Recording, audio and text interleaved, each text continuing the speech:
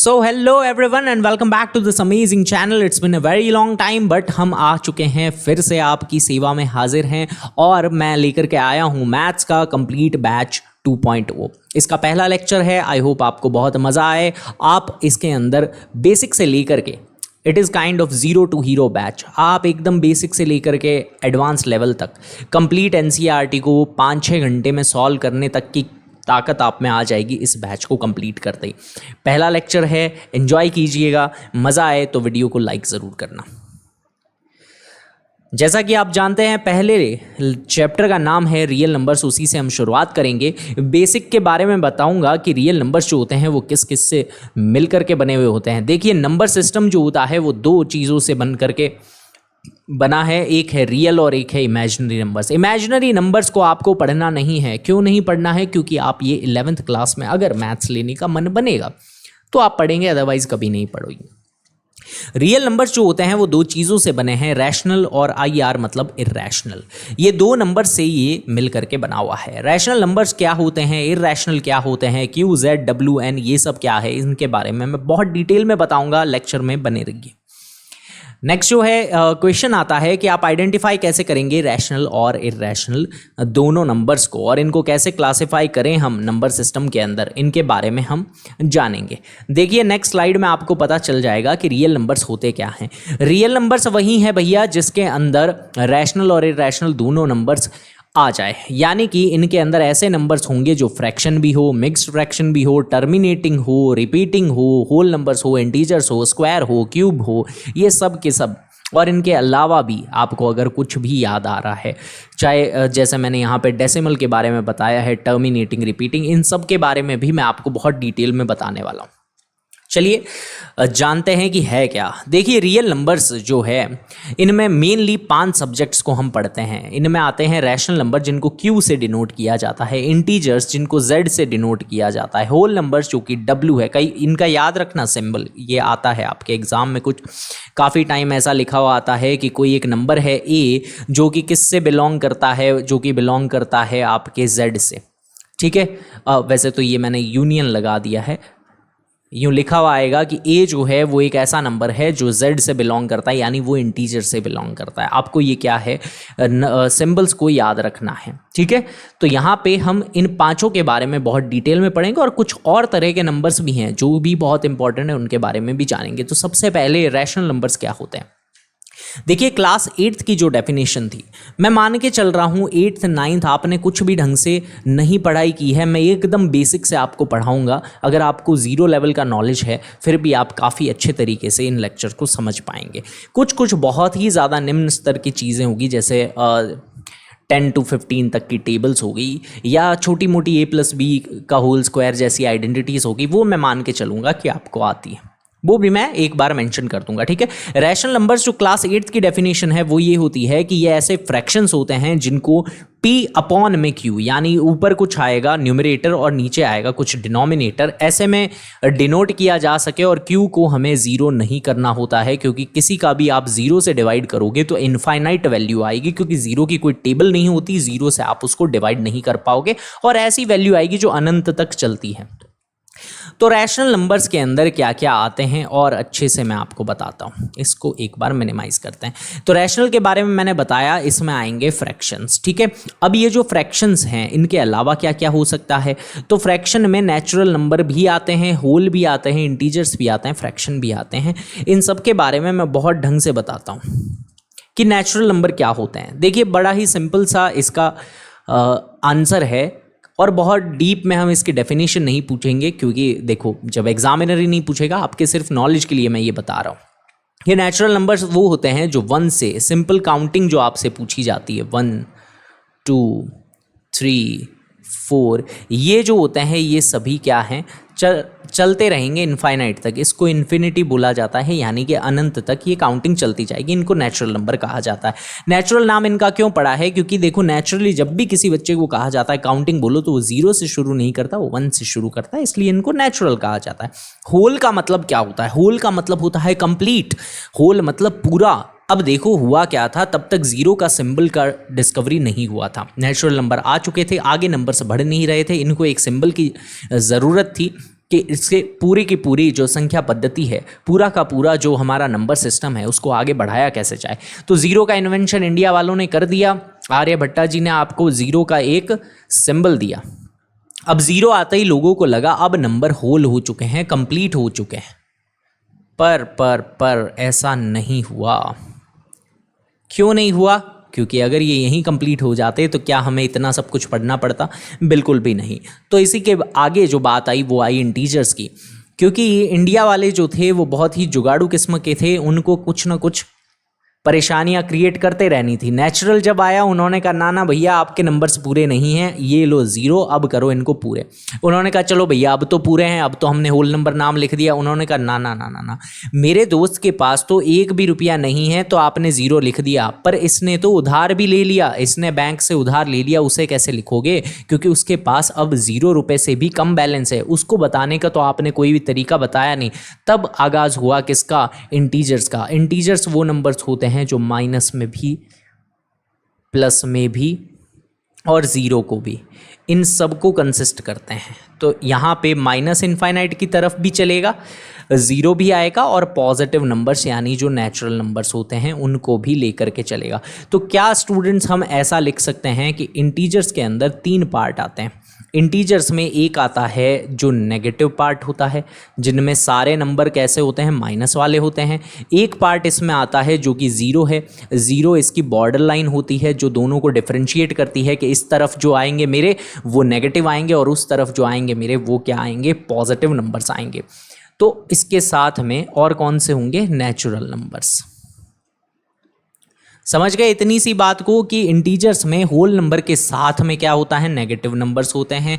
Integers में zero और negative के साथ में कौन होते हैं? नेचुरल नंबर्स होते हैं। ऐसे क्वेश्चंस आपके पूछे जाते हैं। और फ्रैक्शंस के बारे में मैं आपको बता चुका हूं कि कोई भी ऐसा नंबर जिसको p/q फ्रैक्शन में डिनोट कर सकें और जिसमें नीचे कभी भी डिनोमिनेटर में ज़ीरो ना आए, उसी को हम रैशनल नंबर कहते हैं। और आप ध्यान से अगर देखोगे तो नेचुरल, होल, इंटीजर्स इन सब को फ्रैक्शन में लिखा जा सकता है।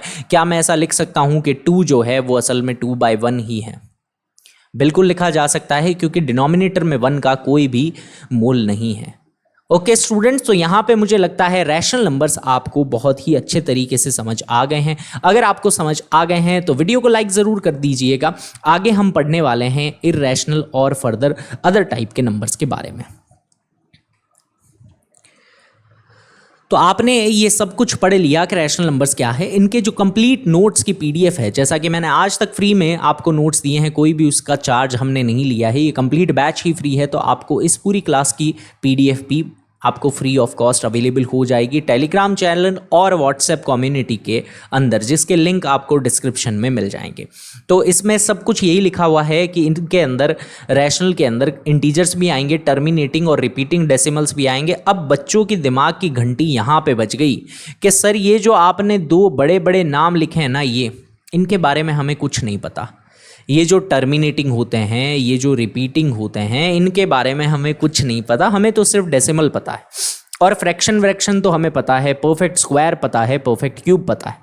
परफेक्ट स्क्वायर जैसे कि 16 एक परफेक्ट स्क्वायर होता है, इसका रूट करते ही 4 पूरा एक परफेक्ट आंसर आता है। यही अगर 15 का रूट कर दें तो एक परफेक्ट आंसर नहीं आता, तो वो परफेक्ट स्क्वायर भी नहीं होंगे। ऐसे ही अगर 8 का मैं क्यूब रूट करूं, 8 का अगर मैं क्यूब रूट करूं तो वो क्या आता है? 2 इसका आंसर आता है। 0.5 को अगर मैं लिखूं तो पॉइंट हटता है, नीचे क्या आता है? 10 आता है और कट के ये क्या हो जाता है? 1/2 हो जाता है। ऐसे ही मिक्स फ्रैक्शंस होते हैं। बट बात आती है कि सर ये जो रिपीटिंग है, ये जो यहाँ पे ऊपर डंडी आ गई है, इनके बारे में हमें कुछ नहीं पता, आप इसके बारे में बताइए। तो इसके बारे में मैं आपको बताऊंगा रैशनल नंबर्स और डेसिमल एक्सपेंशन इस टॉपिक के अंदर। देखिए भैया, डेसिमल एक्सपेंशन जो होते हैं, सबसे पहले तो हम इसको थोड़ा सा अंदर, एक्सपेंशन का मतलब क्या है कि भाई एक्सपैंड करना, बढ़ना। डेसिमल किस तरीके से बढ़ रहा है, आगे क्या आ रहा है डेसिमल के, उसके बारे में पता करते हैं। ये 2 तरीके का होता है, टर्मिनेटिंग या नॉन टर्मिनेटिंग। टर्मिनेट का मतलब क्या होता है? किसी चीज़ को ख़त्म कर देना, रोक लगा देना। जैसे कि आप कभी गेम वगैरह खेलते हो तो उसमें आता है मिशन को टर्मिनेट करो या टर्मिनेट हिम, यानी उसे ख़त्म कर दो। तो टर्मिनेट मतलब वो होता है जो ख़त्म हो जाए, नॉन टर्मिनेट वो जो ख़त्म ना हो। कैसे? तो देखिए ध्यान से, जैसे अगर मैं कहूँ कि मुझे 7 का डिवाइड लगाना है 2 से, तो आप कहोगे सर ये तो बहुत आसान है। जैसे ही हम 2 का डिवाइड करते हैं 7 से, तो यूं करते हैं 2 3 ज़ा 6, नीचे क्या बच गया 1, और पॉइंट लगाते हैं, यहाँ पे 0 आता है, और 5 ज़ा क्या हो जाता है 10। यहाँ पे डिवाइड कंप्लीट हो गया। तो जो डिवाइड कंप्लीट लग जाए उसको हम क्या कहते हैं, टर्मिनेटिंग। यहाँ पे ये टर्मिनेट हो गया, डिवाइड टर्मिनेट मतलब डिवीजन का एक परफेक्ट आंसर आया और वो खत्म हो गया। तो ये है टर्मिनेटिंग नंबर। अब ऐसा ही अगर मैं कह देता आपको कि 7 का डिवाइड तो मुझे 3 से करके बताओ, तो एक गड़बड़ हो जाती। वो गड़बड़ क्या होती कि जब मैं 3 का डिवाइड करता 7 से, तो आप कहते सर 3 2 ज़ा 6, बच गया 1, पॉइंट लगेगा सर, पॉइंट लगाया तो आ गया 0। अब 3 3 ज़ा 9 किया, फिर से 1 आ गया, फिर से पॉइंट लगा हुआ है तो 0, फिर से 3 3 ज़ा 9, अरे भैया फिर से 1 आ गया। तो प्रॉब्लम क्या हो रही है कि ये कुछ ना कुछ आउटपुट दे तो रहा है, पर ये खत्म होने वाला आउटपुट नहीं है, ये चलते रहने वाला आउटपुट है। यानी यहाँ पे डिवाइड का एक परफेक्ट कंक्लूजन नहीं निकल रहा, और डिवाइड क्या है, नॉन टर्मिनेटिंग है। बट एक चीज़ है, नॉन टर्मिनेटिंग में भी आप ध्यान से देखोगे 3 3 3 ऐसे बार बार आ रहा है।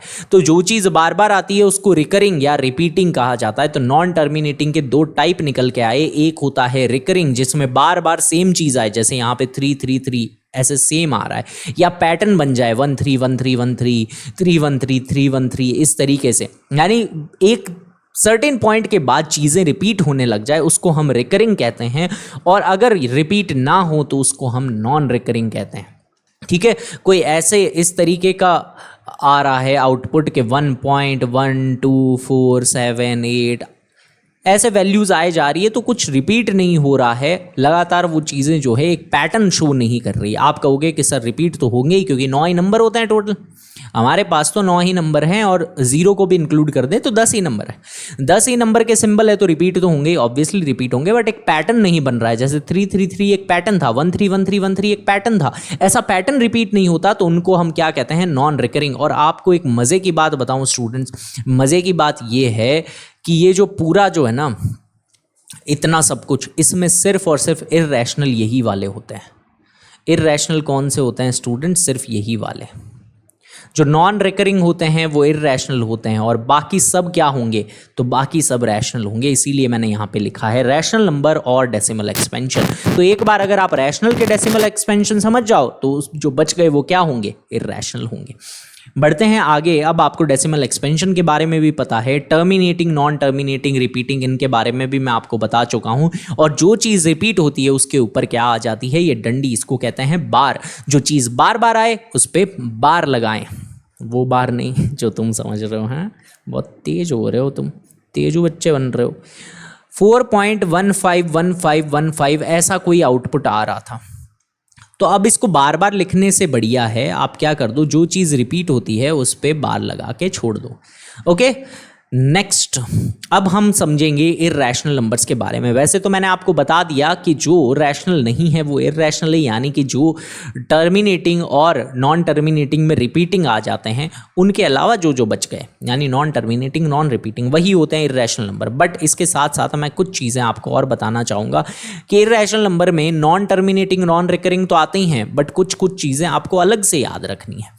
क्या कि कभी भी इम्परफेक्ट रूट्स दिख जाएं वो हमेशा क्या होते हैं, इर्रेशनल। जैसे कि √2, √3, √4 नहीं होगा क्योंकि उसकी वैल्यू 2 आती है, √5, √6, ऐसे जो इम्परफेक्ट रूट्स होते हैं बहुत सारे होंगे ऑब्वियसली। तो ये सभी क्या होते हैं, इर्रेशनल नंबर्स होते हैं। इनका डेसिमल एक्सपेंशन हमेशा कैसा आता है, नॉन टर्मिनेटिंग, नॉन रिकरिंग। इसके अलावा पाई जो होता है वो क्या होता है, इर्रेशनल। अब देखो पाई में भी बहुत ज़्यादा कन्फ्यूजन होता है। कभी मैं आपको कह दूं क्वेश्चन में कि भैया 22/7 रैशनल है या इर्रेशनल, तो बच्चे इर्रेशनल लगा के आ जाते हैं, जो कि गलत है। देखो ध्यान से, ये पाई की वैल्यू ज़रूर है बट ये पाई की एग्जैक्ट वैल्यू नहीं है। ये क्या है, पाई की नियरेस्ट अप्रॉक्सीमेट वैल्यू है, जो आपका आंसर लगभग सही ला करके दे दे। बट 100% एक्यूरेट आंसर लाना इम्पॉसिबल होता है। ऐसा क्यों?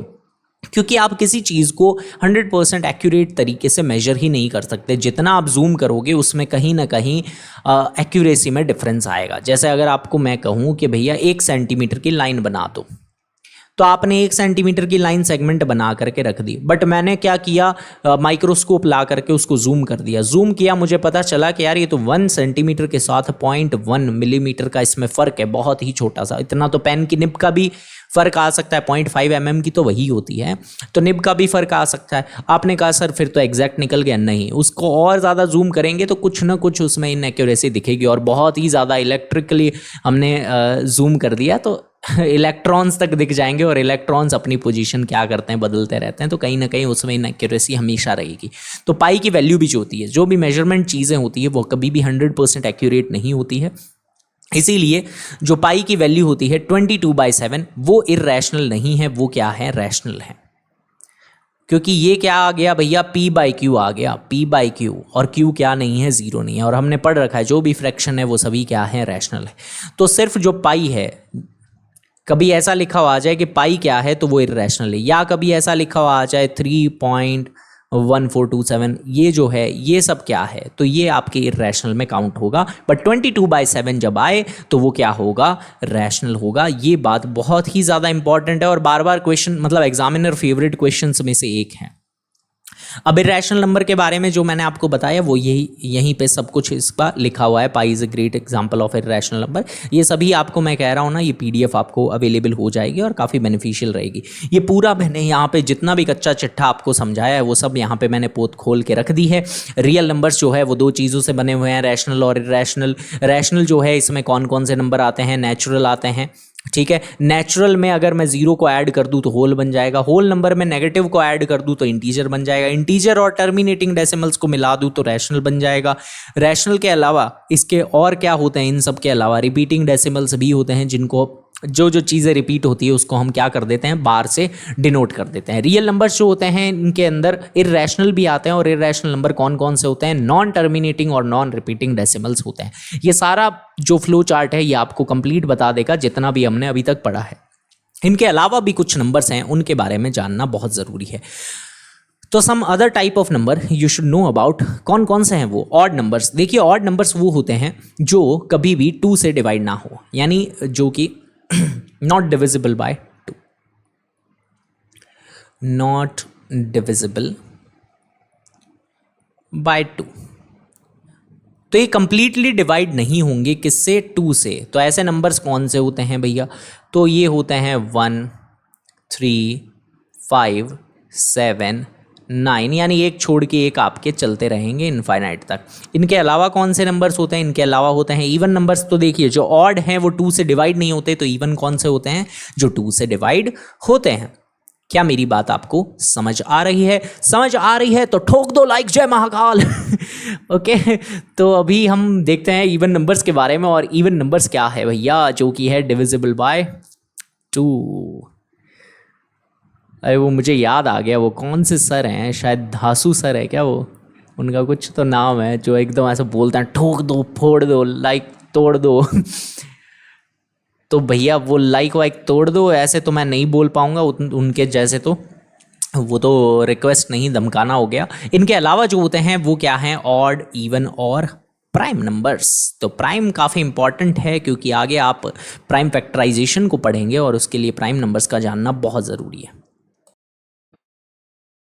देखिए प्राइम नंबर्स वो होते हैं प्राइम नंबर्स नाम से ही देखो प्राइम है, प्राइम मेंबरशिप किसको मिलती है, बहुत यूनिक लोगों को है ना।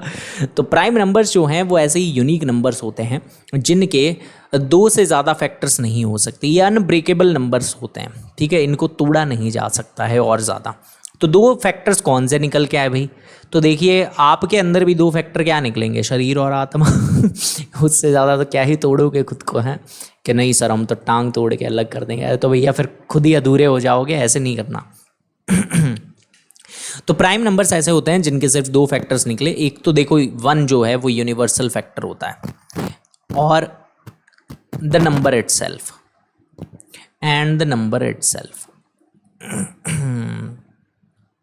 इनके अलावा कोई भी फैक्टर इनका ना निकले, यानी कि not more than 2 factors, not more than 2 factors as a numbers prime होते हैं। एग्जाम्पल के तौर पे जैसे 2 है, 2 स्मॉलेस्ट प्राइम है, और उसके साथ ये इवन, इकलौता इवन प्राइम नंबर है। तो 2 क्या है? Smallest and only prime number, only even prime. अब देखो 2 के फैक्टर्स क्या हो सकते हैं? 2 किस किस की टेबल में आ सकता है? या तो 1 की या 2 की।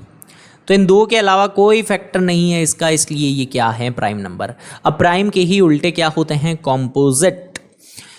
तो देखिए भैया, कॉम्पोजिट में सबसे स्मॉलेस्ट नंबर कौन होगा? इसके हमेशा क्या होंगे? मोर देन 2 फैक्टर्स, मोर देन 2 फैक्टर्स। 2 से ज़्यादा फैक्टर्स निकल आए तो वो क्या बन जाएंगे भैया? वो बन जाएंगे कॉम्पोजिट नंबर। तो 2 फैक्टर से ज़्यादा निकल आए तो स्मॉलेस्ट कॉम्पोजिट नंबर क्या बन जाएगा? कमेंट करके बताएं जल्दी से, स्मॉलेस्ट कॉम्पोजिट नंबर कौन सा है? ये आप मुझे कमेंट करके बताएंगे अभी के अभी। ओके, अब बढ़ते हैं आगे। आपके जो क्वेश्चंस हैं उनकी मैंने बौछार कर दी है, इनके आंसर्स आपको करके मुझे बताना है। ये आपके होमवर्क क्वेश्चंस हैं। आप वीडियो को यहाँ पे पॉज कर सकते हैं और अच्छे से इनका आंसर जो है 1 बाय 1 यहाँ पे दे सकते हैं। कैसे है आंसर देने का फॉर्मेट? आप कमेंट ऐसे करेंगे कि ये जो 1 है, 1 का आंसर जैसे how are natural number and whole numbers are difference. कैसे हैं भाई डिफरेंट? क्योंकि इनके अंदर डिफरेंट एक ही चीज़ है और वो है zero. Whole number consist of 0 और नेचुरल नंबर के अंदर 0 नहीं आता, वो 1 से शुरुआत होती है उनकी।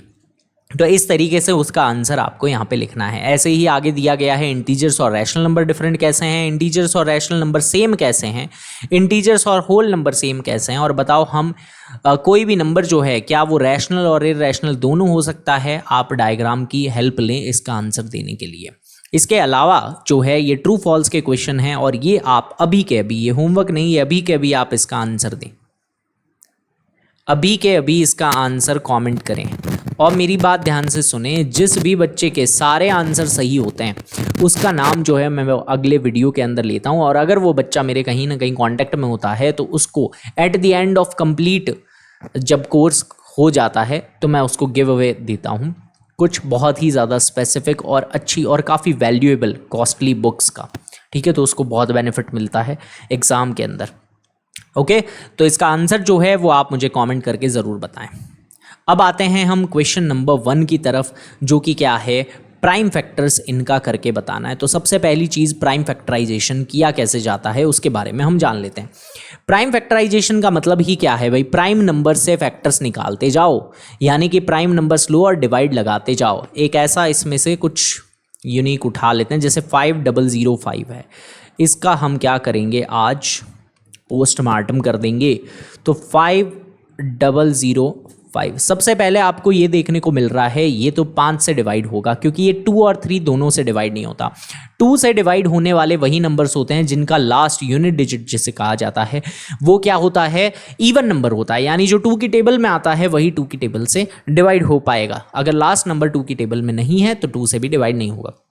3 का डिविजिबिलिटी रूल क्या है कि सबको सारे डिजिट का सम कर लो, अगर वो 3 की टेबल में आता है तो बिल्कुल वो 3 की टेबल से डिवाइड होगा, अदरवाइज नहीं होगा। और जो चीज़ 2 से डिवाइड नहीं होती वो 4 से क्या ही डिवाइड होगी। तो अगला नंबर हमारे पास 5 बचा है, और 5 का डिविजिबिलिटी बड़ा ही सिंपल है, लास्ट जो यूनिट डिजिट होता है वो 0 या 5 आना चाहिए। तो जैसे ही मैंने 5 से डिवाइड किया, इट विल बी 1001। अब इसके आगे क्या किया जाए? तो देखो 1001 जो है वो एक बड़ा यूनिक नंबर है और ये बार बार आता भी है, एग्जामिनर फेवरेट नंबर है। इस नंबर के पैटर्न को आपको याद रख लेना है कि इसके अंदर 7 से डिवाइड होगा ये क्योंकि ये कॉन्जिक्यूटिव जो आपके प्राइम नंबर्स हैं उनसे डिवाइड होने वाला नंबर है, इसलिए ये यूनिक है 5005। इसीलिए मैंने इसको पिक किया, क्योंकि बाकी सब तो आप काफ़ी आसानी से कर पाओगे। जैसे ये जो है ये 2 से डिवाइड हो रहा है, ये 2 3 से, मतलब 2 3 दोनों से डिवाइड हो रहा है, 5 से डिवाइड हो रहा है ना। तो ये चीज़ें आप कर लोगे, बट ये थोड़ा यूनिक है, इसमें प्राइम नंबर्स लगातार लग रहे हैं। तो 7 है, 7 से जब इसको सॉल्व करेंगे तो आएगा 143। जैसे ही आप इसके आगे देखोगे तो 7 के अगला जो प्राइम नंबर है वो है 11, 11 से करोगे तो आएगा 13, 11 का अगला जो प्राइम नंबर है वो है 13, तो 13 से जब आप इसको डिवाइड करोगे तो आएगा 1। अब आपसे पूछा है कि प्रोडक्ट ऑफ प्राइम नंबर्स के रूप में बताइए, तो एक पार्ट मैं आपको बताऊंगा और बाकी जो है मैं चाहूँगा कि आप इसको होमवर्क में ज़रूर सॉल्व करें। और इसके अगर आपको फर्दर डिटेल सॉल्यूशन चाहिए तो मैं एक शॉर्ट वीडियो बना दूंगा जिसमें इन सब के आंसर मेंशन हो। ठीक है, 5005 को हम कैसे लिखेंगे, 5 multiply by 7 multiply by 11 multiply by 13। यही अगर कोई ऐसी चीज़ हो जो बार बार रिपीट हो जाए, जैसे 140 को अगर मैं सॉल्व करूं, एक और मैं आपको अभी करके बता देता हूं। 140 को मैंने सॉल्व किया तो 2 की टेबल से ये जाएगा 70 टाइम, फिर से 2 की टेबल से जाएगा ये 35 टाइम, फिर से अगर मैं यहाँ पे 5 की टेबल से करूँ तो ये जाएगा 7 टाइम, और यहाँ पे 7 की टेबल से जाएगा ये 1 टाइम। इस तरीके से आया 2257। तो इसका मतलब मैं 140 को किस तरीके से लिखूंगा, 2 कितनी बार आया है, 2 1 टाइम 2 टाइम 2 टाइम आया, तो यहाँ पे 2 की पावर 2 लगा देनी है आपको। उसके बाद में 5 और 7 इस तरीके से लिख देना है। समझ गए? तो बहुत ही ज़्यादा आसान है ये क्वेश्चन। आप इसका आंसर जो है ज़रूर होमवर्क में करना, 156 का और आपके 3825 और 7429 इनका। नहीं आए तो कमेंट मुझे करके बताना, और कमेंट के अंदर लिख देना sir short video please, short video please. ये आप अगर कमेंट कर दोगे तो मैं समझ जाऊँगा क्वेश्चन नंबर 1 के फर्दर जो आपके पार्ट्स हैं, ये सब पार्ट्स का आप आंसर मांग रहे हैं। इसके अलावा LCM और HCF, ये जो दो बड़े बड़े नाम हैं, ये बहुत ही ज़्यादा अमेजिंग कॉन्सेप्ट्स हैं इसके। अब मैं आपको बताऊंगा LCM और HCF क्या होते हैं। तो सबसे पहले हम समझेंगे भैया LCM और HCF की कहानी। तो बड़ा बड़ा मैं लिख देता हूँ कि भैया जी LCM क्या होता है। ठीक है, LCM, L से एक ऐसी लोकल बारात है जिसमें कोई भी लोग आ सकते हैं। ठीक है, कोई भी लोग आ सकते हैं। तो LCM के अंदर होता क्या है, एक बड़ा ही सिंपल सा और बढ़िया सा किस्सा मैं आपको सुनाता हूँ। देखिए भैया जी, एक तो आपके क्या है कि दो बुआ है। अब दो बुआ है, बुआ आपको पता है घर में कोई भी फंक्शन हो और बुआ फूफा जी के बारे में कुछ भी गड़बड़ ना हो, तो ऐसा तो हो नहीं सकता। हो सकता है, देखो मैं कोई ऐसा टारगेट नहीं कर रहा, हो सकता है आपके बुआ जी बहुत ही अच्छे हो, आपका बहुत लाड प्यार रखते हो। एक आपके फूफा जी है जो कि है दुबले पतले, और दूसरे जो फूफा जी है वो भैया हैं आपके एकदम बढ़िया, खाने वाने में से पलाथी मार करके बैठे हैं, हाथ में प्लेट इनके पकड़ा देते हैं। ये प्लेट, ये लो भाई, ठीक है, ये हैं, और इनके प्लेट में बढ़िया लड्डू वड्डू रख दिए हमने। तो ये आपके दो हैं फूफा जी। अब आपके घर में एक शादी हुई या घर में कोई भी एक फंक्शन हुआ, अब आपको एक टास्क दिया गया। आपको क्या टास्क दिया गया, मम्मी ने बोला कि बेटा 2 थैले तैयार करो, बुआ जी के यहाँ पे मिठाइयाँ पहुँचानी है, शादी कंप्लीट हो गई है या कोई भी फंक्शन था कंप्लीट हो गया। ये 2 ऐसे बचते हैं जिनमें क्या हो, आपको क्या करना है, 2 बैग्स के अंदर मिठाइयाँ पहुँचानी है दोनों बुआ के घर पे। अब देखिए बात क्या है कि इन दोनों की कैपेसिटी है। आपके यहाँ पे क्या क्या सामान था उसके बारे में समझते हैं। आपके पास था एक गुलाब जामुन, ठीक है, और थी काजू कतली, और थे बढ़िया से बर्फ़ी, रख देते हैं बर्फ़ी थी, ठीक है। ये इतने जो हैं आपके पास 3 मिठाइयों के आइटम्स थे। अब ये जो है ना आपके फूफा जी नंबर 1, ये कहते हैं कि भैया मुझे तो काजू कतली इतनी ज़्यादा पसंद है कि मैं एक बार में 10 काजू कतली खाए बिना तो मैं उठता ही नहीं। खाना खाने बैठ गया तो 10 काजू कतली मेरे तो फिक्स हैं। पर मेरे को गुलाब जामुन बहुत ज़्यादा मीठा लगता है, उसमें चाशनी बहुत ज़्यादा है, तो मैं तो भैया जी ये 2 ही खाता हूँ, ठीक है। और बर्फ़ी जो है वो अगर अच्छी है मावा वाली, तब मैं कम से कम 4 कतली तो मतलब बर्फ़ी तो खाऊंगा ही खाऊंगा। बट ये तो आपको पता ही है भैया, शेप एंड साइज़ देख के ही आपको लग रहा है कि इनको तो खाने का बड़ा शौक़ है। तो खाने का इनका शौक़ है, इन्होंने कहा कि देखो जी मेरे को तो ऐसा है कि काजू कतली इतनी ज़्यादा नहीं पसंद आती, क्योंकि उससे तो मेरी भूख शांत ही नहीं होती, तो वो तो मैं सिर्फ 3 ही खाता हूँ। और जो मेरे गुलाब जामुन है इतने ज़्यादा फेवरेट है कि वो 4 एक साथ खा जाता हूँ, तो कम से कम मुझे तो 10 गुलाब जामुन चाहिए, तभी मेरे तो पार पड़ेगी, अदरवाइज़ मेरे पार नहीं पड़ेगी। और बर्फ़ी जो है वो मुझे इतनी ज़्यादा पसंद है कि कम से कम मुझे जो है आप 8 बर्फ़ी तो खानी ही पड़ेगी एक साथ में। अब देखो 2 थैले तैयार करने, और आप चाहते हो कि बुआ के बीच में कोई भी लड़ाई ना हो। जनरल सी बात है, बुआ आपस में तो बात करेगी। आपने क्या है कि फूफा जी की ज़रूरतों के हिसाब से थैले को पैक कर दिया, फूफा जी आए नहीं भैया, शादी में रुष्ट हो गए। फूफा जी का तो काम यही होता है कि शादी में आए हैं भाई, मैं तो फूफा हूँ, मैं क्यों सीधे मुँह बात करूँ, तो हमारे फूफा जी तो आए ही नहीं। अब आए नहीं तो उनके लिए मिठाई भेजनी पड़ रही है, और मिठाई ऐसे भेजनी पड़ेगी कि बुआ के बीच में भी कलेश ना हो जाए। तो आपको दोनों की बात रखनी पड़ेगी, यानी कि अगर बात आती है काजू कतली की तो वो हमें 10 देनी पड़ रही है, ठीक है।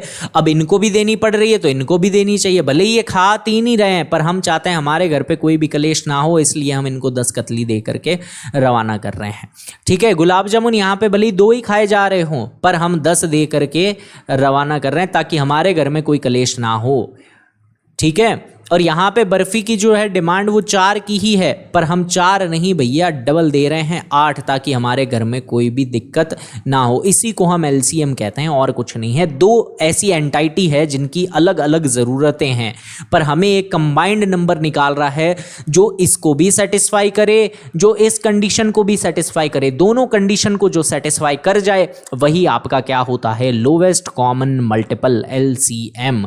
नाम से ही आपको पता चल गया होगा कि इसका मतलब क्या होगा।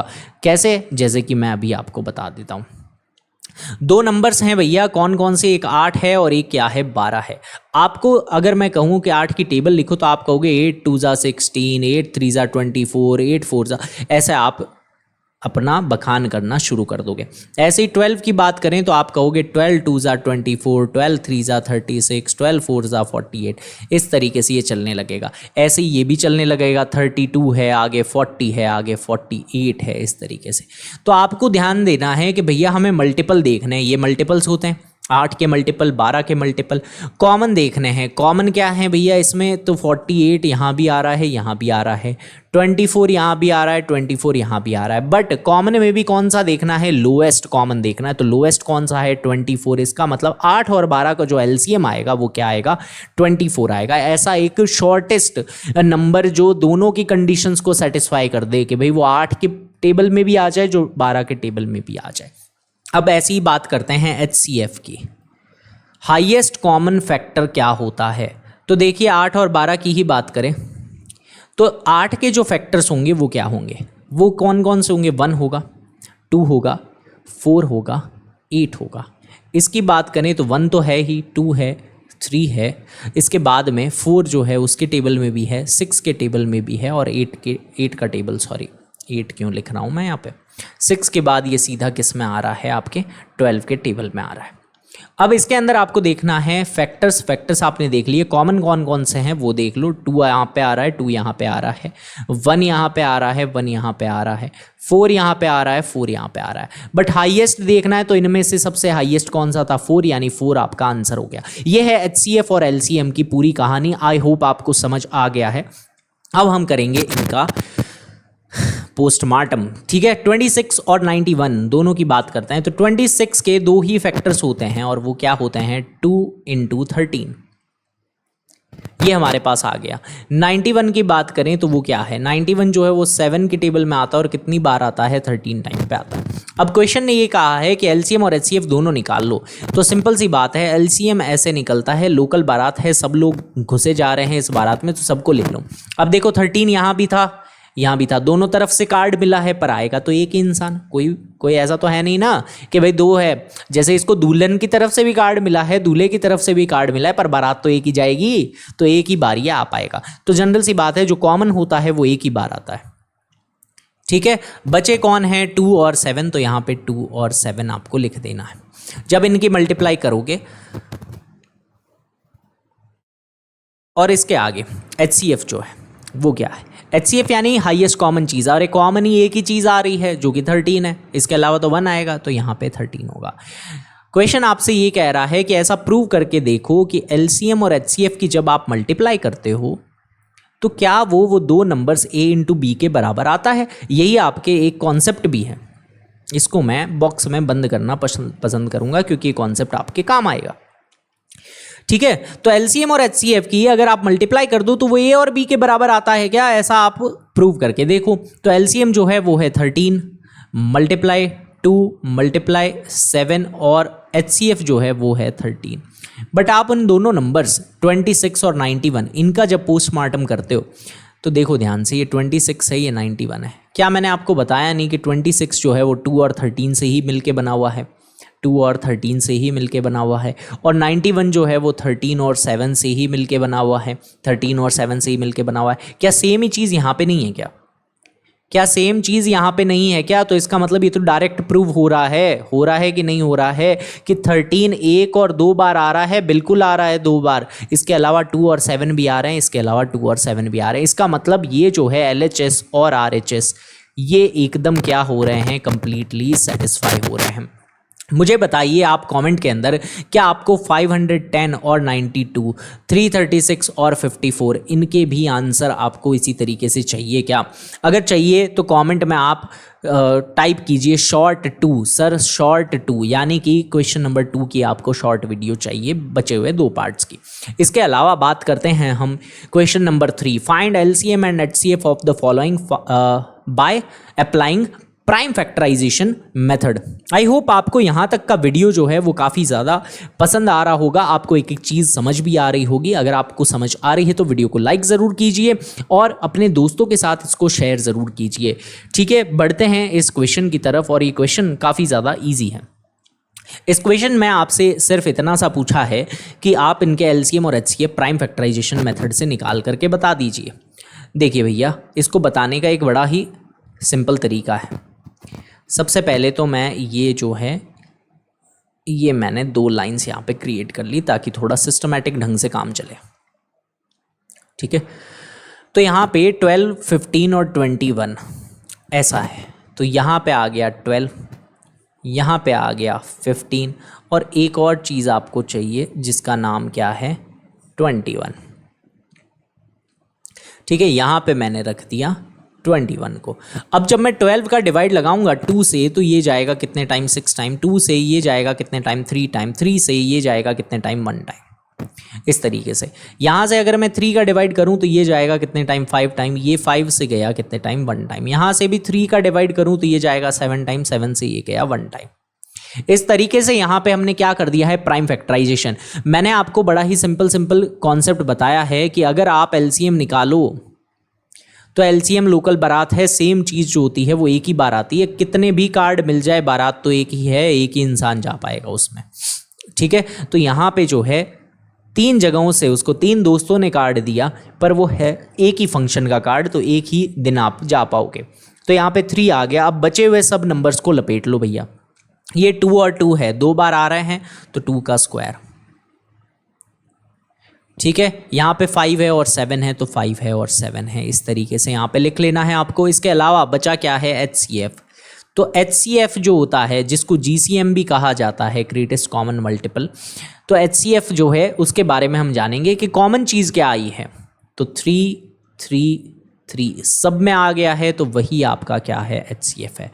बस इतना सा ही आपको इसके अंदर आंसर निकाल के देना था। क्या आपको ये समझ आ गया है? आई होप आपको समझ आ गया है। मैं इसको थोड़ा सही ढंग से लिख देता हूँ क्योंकि यहाँ पे कुछ तो ब्लंडर हो गया था। ये लो, ठीक है। ऐसे ही अगर मैं बात करूँ 17, 23 और 29, ये तीनों ही नंबर कैसे हैं भैया जी? ये तीनों ही प्राइम नंबर्स हैं। तो ये प्राइम नंबर हैं, तो LCM क्या होगा? LCM इन तीनों की मल्टीप्लाई होगी, क्योंकि ये नंबर्स किसी से भी डिवाइड ही नहीं होते।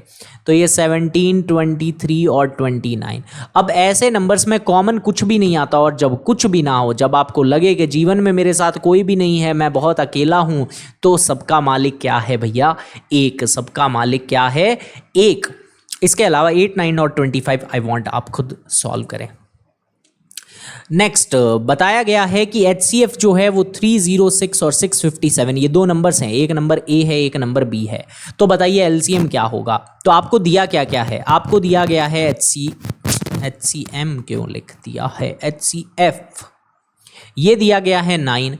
LCM इसकी डिमांड है, और हमें वो 2 नंबर्स दिए गए हैं। A है 306, B है 657।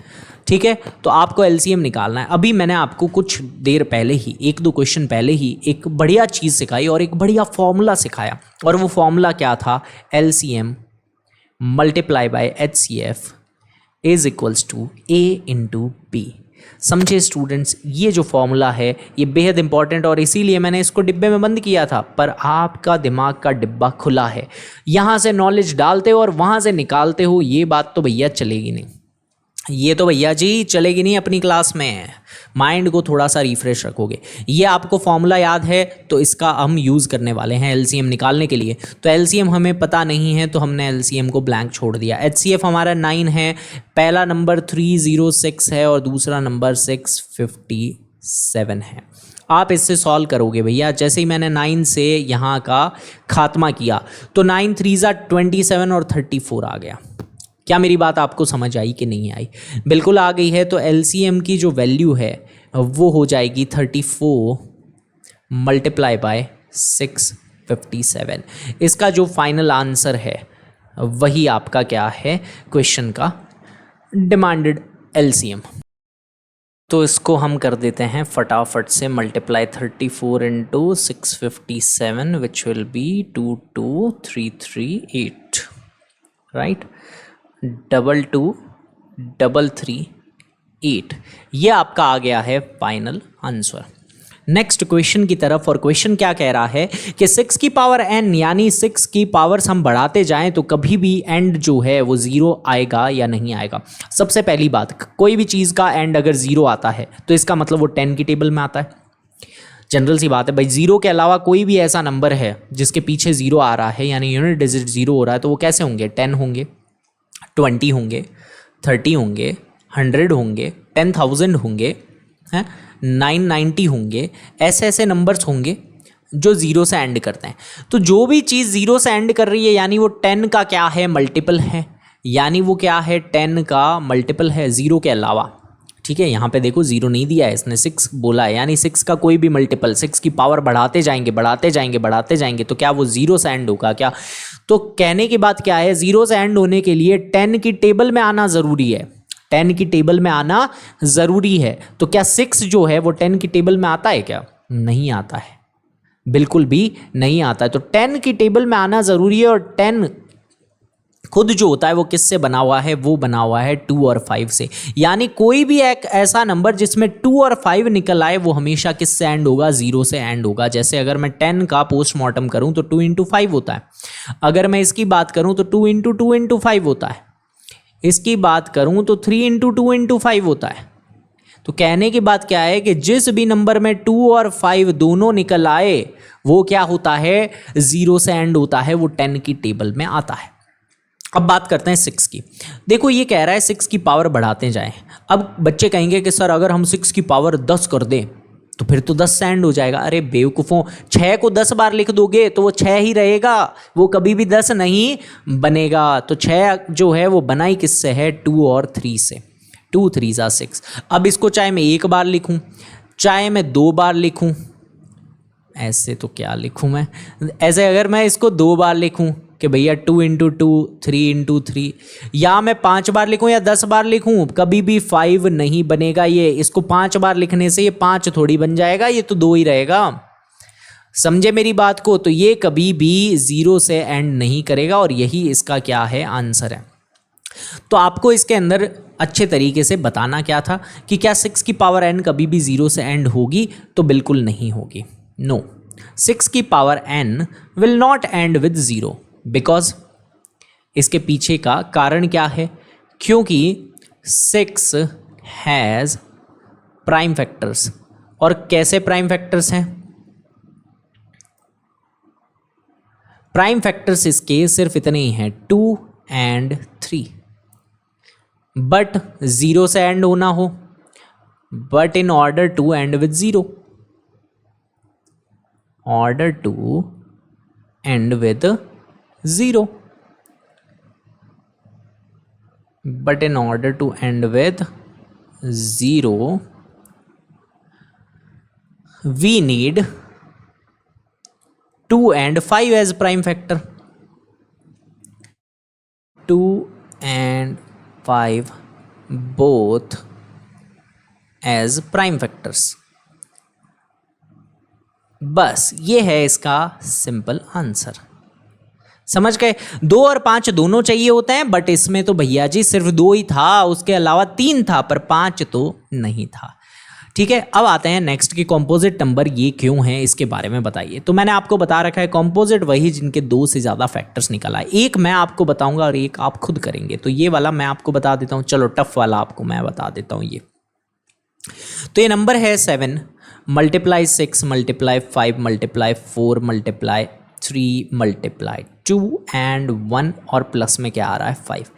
देखिए ध्यान से, ये पूरी चीज़ तो एक ही है भाई, कोई भी चीज़ मल्टीप्लाई होगी तो एक ही नंबर आएगा।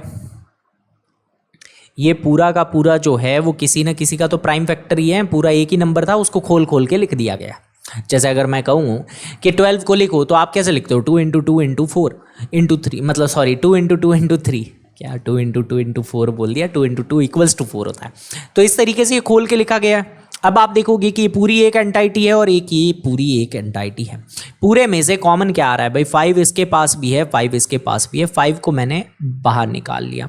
तो अंदर क्या बच गया, अंदर बच गया 7 इंटू 6 इंटू 4, ओहो एक्स्ट्रा ही चल रहा है, 4 इंटू 3 इंटू 2 इंटू 1, और इंटू 1 लिखने की आई डोंट थिंक की ज़रूरत है। यहाँ से 5 तो आप चुरा के ले गए, तो यहाँ पे 1 बच गया। कॉमन लेने का मतलब क्या होता है, सब में इसका डिवाइड लग चुका है, 5 का डिवाइड लग गया है, 5 का डिवाइड लगते ही 5 कट गया, यहाँ से 5 से 5 कटेगा 1 टाइम में, ऐसा। अब मेरी बात ध्यान से सुनो, इस पूरे को जब मैं सॉल्व करूँगा तो कुछ ना कुछ एक नंबर आएगा, कुछ ना कुछ क्या आएगा, एक नंबर आएगा। जैसे अगर मैं सॉल्व करता हुआ चलूँ, 3 2 ज़ा क्या होता है 6, 6 4 ज़ा क्या होता है 24, और 7 6 ज़ा क्या होता है 42, 42 इंटू 24 प्लस में 1, ये पूरा एक नंबर आएगा। ये पूरा क्या आएगा, एक नंबर आएगा। और यहाँ पे एक और चीज़ है, तो आप ध्यान से देखो, ये जो भी चीज़ बन रही है इसके फैक्टर्स कितने हो रहे हैं। ये पूरा एक नंबर एक फैक्टर है, ये 5 एक फैक्टर है, और एक यूनिवर्सल फैक्टर होता है 1। तो क्या यहाँ पे फैक्टर 2 से ज़्यादा बन गए हैं, 1 2 और 3, 3 नंबर्स जो हैं वो इसके फैक्टर हैं। जो भी चीज़ आएगी वो 3 टुकड़ों में तो कम से कम बंट सकती है। ये बात हमें यहाँ से श्योरिटी मिल गई इसकी। तो ये श्योरिटी मिलते ही ये क्वेश्चन क्या हो गया, ख़त्म हो गया। It has more than 3 factors, it has more than 3 नहीं, मोर देन 2 फैक्टर्स।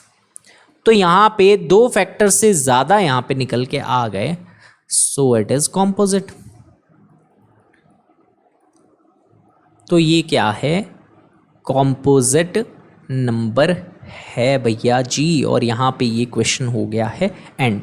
अब आते हैं हम last question of this exercise. कह रहा है एक सर्कुलर पाथ है और एक स्पोर्ट्स फील्ड के अराउंड बना हुआ है। ये सोनिया नाम की लड़की है, उसको क्या है भैया जी, गाड़ी चलाने का शौक है, हैवी ड्राइवर है सोनिया। सोनिया जो है वो 18 मिनट्स के अंदर एक राउंड कंप्लीट कर लेती है। सोनिया यहाँ पे अपनी गाड़ी लेकर के पहुँच चुकी है। सोनिया अपनी ऑल्टो लेकर के यहाँ पे पहुँच गई है। ऑल्टो को पलटा ना खिला दे इसलिए वो क्या कर रही है, 18 मिनट का बढ़िया समय ले रही है और आराम आराम से गाड़ी को चला करके यहाँ पे वापस लेके आ रही है। ठीक है, जुम जुम जुम गड्डी नीवे जी चला के टैर घुमदी नहीं, सोनिया शहर घुमदी, यहाँ से पूरा घुमा घुमा के यहाँ पे आ रही है। और कितना समय ले रही है सोनिया जो है, सोनिया को हम ब्लू से यानी ऐसे यहाँ पे लिख देता हूँ मैं, इसने लिए हैं भैया जी 18 मिनट। अब तुम्हें पता ही है भैया, लड़के जो होते हैं वो लड़कियों को देखते ही एकदम पगला जाते हैं और बहुत ही अजीब तरीके से गाड़ी चलाते हैं। कई बार आपने देखा होगा कि आप भी ऐसे अचंभे में आ जाते होगे कि यार इस लड़के को हुआ क्या, एकदम से ये जुम जुम जुम ऐसा क्यों चला के जा रहा है। तो यहाँ पे ही राहुल ने, इसके बाद सोनिया अपनी गाड़ी चला के चली गई, ठीक है एक बार तो। इसके बाद में राहुल आया, राहुल अपनी गाड़ी लेकर के फ्लॉन्ट कर रहा था। और राहुल के पास कौन सी गाड़ी है, राहुल के पास है नैनो कार ठीक है, नैनो लेकर के राहुल आया और राहुल कह रहा है भाई सोनिया तुम तो ऑल्टो लेकर के भी 18 मिनट में कंप्लीट करती हो चक्कर, और मैं तो नैनो में भी 12 मिनट में करता हूँ कंप्लीट। ऐसे बच्चे होते हैं ना वो कुछ अजीब अजीब से, जो स्प्लेंडर का साइलेंसर तोड़ के बुलेट समझ रहे होते हैं राहुल भी वैसा ही है, नैनो को फरारी बनाने में लगा हुआ है। अब क्या कह रहे हैं कि एक रेस हुई, एक ऐसी रेस तो क्या ही हुई, एक यूं बात हुई कि दोनों ने गाड़ी जो है साथ शुरू की। अब ये गाड़ी चला चला के आएंगे भैया, देखो राहुल है वो 12-12 मिनट में अपने चक्कर कंप्लीट करेगा। अगर मैं बात करूं पहला राउंड जो है तो राहुल अपना 12 मिनट में कंप्लीट करेगा। दूसरा राउंड जो है वो 24 मिनट लग जाएंगे उसको 2 राउंड करने में। 3 राउंड अगर वो करेगा तो कितने लगेंगे, 36 मिनट लगेंगे। ऐसे 12-12 के राउंड्स चलते रहेंगे।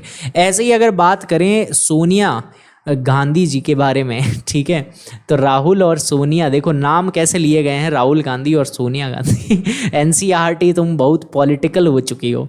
तो इसने पहली राउंड जो है वो 18 के अंदर कंप्लीट किया, दूसरा राउंड जो है वो 36 के अंदर कंप्लीट किया, और तीसरा राउंड जो है वो आपके जानने की ज़रूरत नहीं है, क्योंकि आप देखोगे कि कॉमन टाइम जो है शुरू करने के बाद वो 36 मिनट में मिल रहे हैं।